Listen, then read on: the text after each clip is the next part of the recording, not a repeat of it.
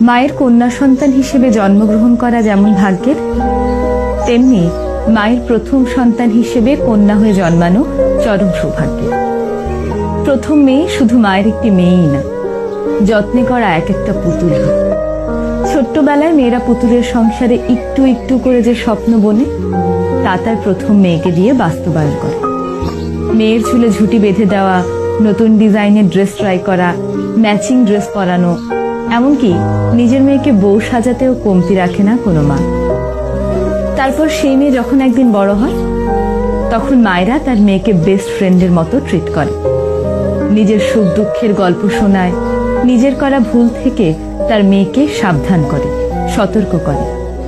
নিজের পূরণ করতে না পারা সকল স্বপ্ন মেয়েকে দিয়ে পূরণ করতে চায়। আর মেয়েরা জন্মগতভাবেই একটু শান্তশিষ্ট হওয়ায় মায়ের ন্যাওটা হয়ে থাকে, আর তাই মায়েরা